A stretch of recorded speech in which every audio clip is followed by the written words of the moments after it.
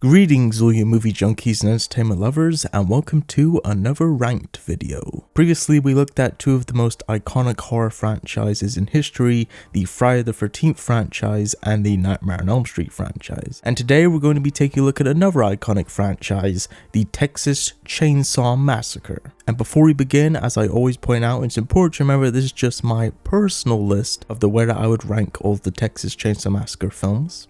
Coming in at number 9, right at the bottom of the barrel, we have Texas Chainsaw Massacre: The Next Generation, also known as The Return of the Texas Chainsaw Massacre. I've watched it a few times and I just don't think it works. And I know that this one does have its fans, but I don't know, for me it feels like they were trying really hard to kind of capture that manic, the edge feel of the first movie. But I don't know, for me it just doesn't work. I think it's just kind of crazy, but not in a good kind of crazy. It's just kind of trying really hard to be like the first movie. It ends up just coming off as more ridiculous than scary or intense. Matthew McConaughey's performance in this is kind of enjoyable as just kind of an over-the-top, wonderfully ridiculous performance. The version of Leatherface in this is just horrible, just the constant screaming and whining and stuff. Just like, I don't know, they made Leatherface just not scary in my opinion. I think it's a completely weird watch, and for me it's just, it doesn't have a lot going for it, and it's not really worth watching. So that's the Texas Chainsaw Massacre: The Next Generation at number 9. Then at number 8, we have Texas Chainsaw Massacre 2022. For like the first half of it, I actually didn't think it was too bad, but somewhere during the halfway point, this movie just drops in quality really quickly, and I found a lot of the characters and character motivations to be really questionable. The way that they sort of, I think, try to interject modern aspects of it, like the whole scene when Leatherface gets on the bus and they all pull out their phones and stuff, and I just thought, this is just trying way too hard to try to modernize this franchise. Yeah, I don't know, it's a shame, because honestly, like the first like probably 30-40 minutes of it, I actually didn't think it was too bad, and I was kind of watching it thinking, you know, maybe this won't be so bad, but then I don't know, it just takes a really big drop down a cliff at some point, and yeah, I did not care for it. So we'll see if it ends up getting a sequel or not. I'm guessing probably not, but that's Texas Chainsaw Massacre 2022 at number 8.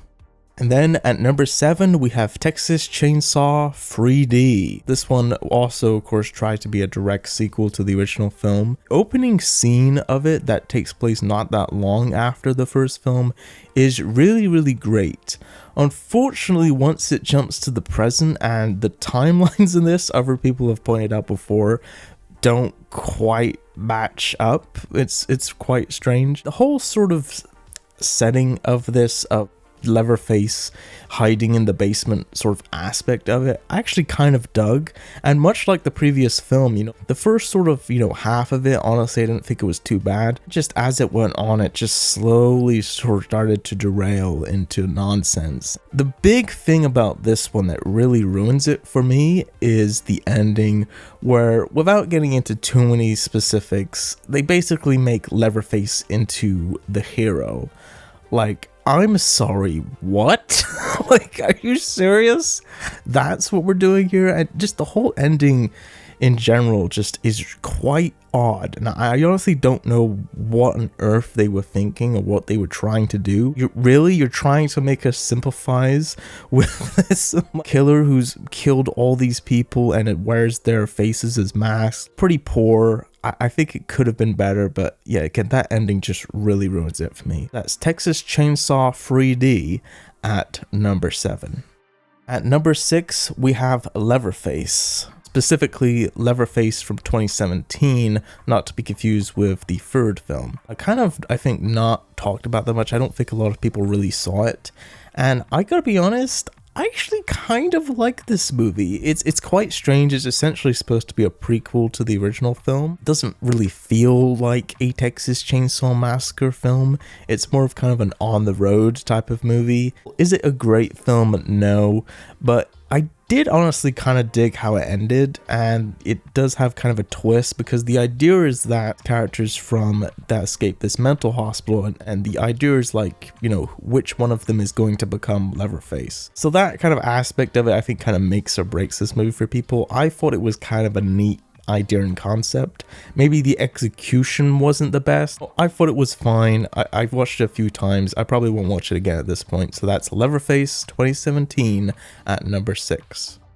And then at number 5, we have Leatherface, The Texas Chainsaw Massacre 3. Even though it's called The Texas Chainsaw Massacre 3, it doesn't really connect to the second movie at all, but it does seem to try to connect to the original film.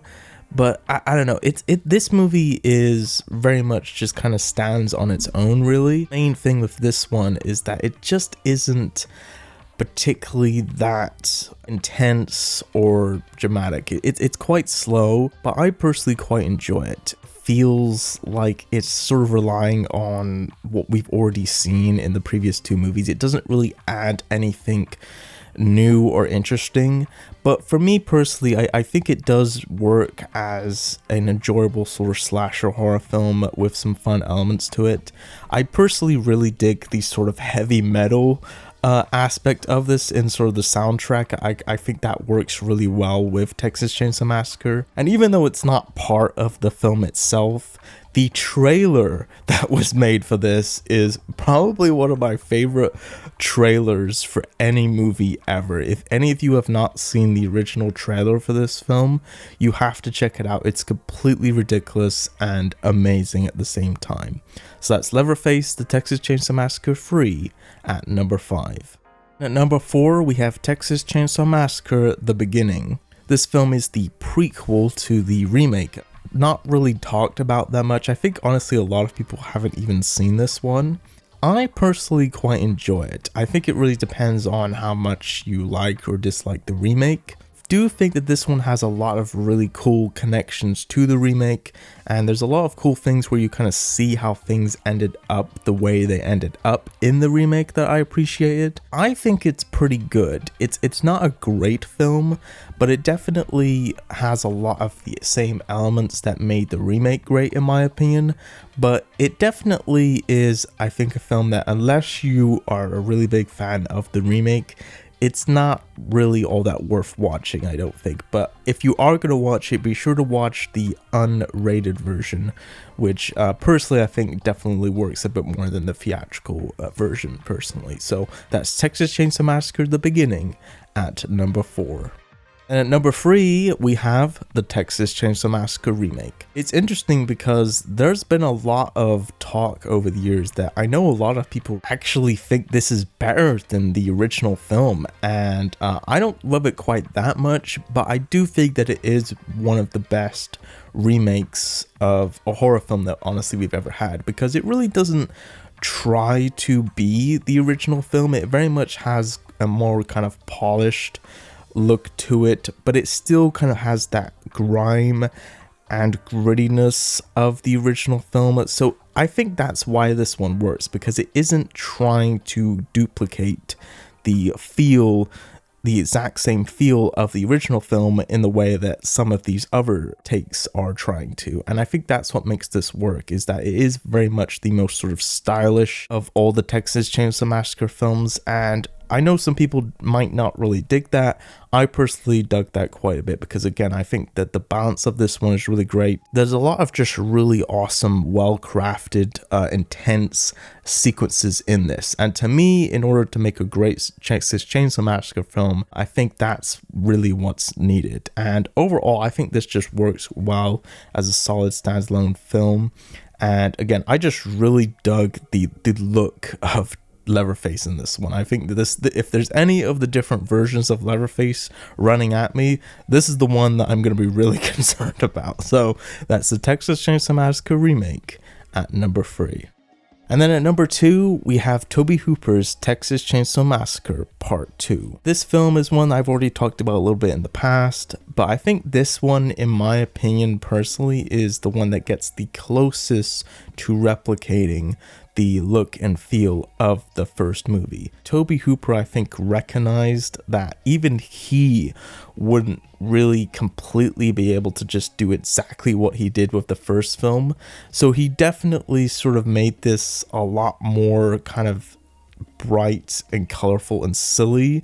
But at the same time, this movie is just so manic and crazy. It has a lot of really great elements, all of those great sort of gritty, gory elements that worked so well in the first film, and it very much kind of in some ways does feel like a remake, but at the same time it very much has its own look and feel to it. I really dug Dennis Hopper's character. I thought he was great. Caroline Williams, I thought was just her performance in this is fantastic. And then of course you got Bill Moseley as Chop Top. Makeup effects were awesome. The look of it was awesome. The sets were awesome. This movie's just awesome. I think it's absolutely awesome and manic and crazy, and one of Tobe Hooper's best movies for sure. So that's The Texas Chainsaw Massacre 2 at number 2.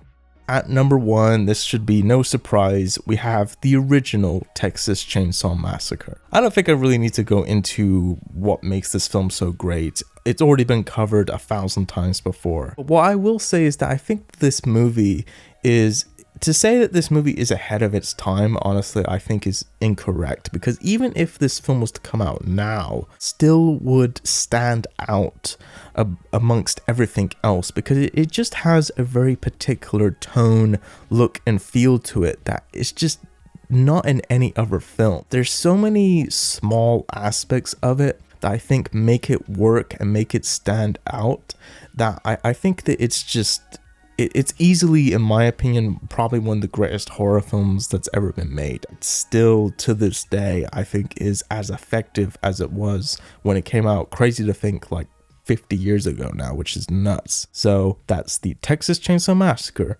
at number 1. But there you go, guys, that was the way that I would rank all of the Texas Chainsaw Massacre films. Feel free to jump in the comments down below and let me know how you would rank the Texas Chainsaw Massacre franchise. Until next time, be sure to consume as much entertainment as humanly possible, and I will see you in the next video.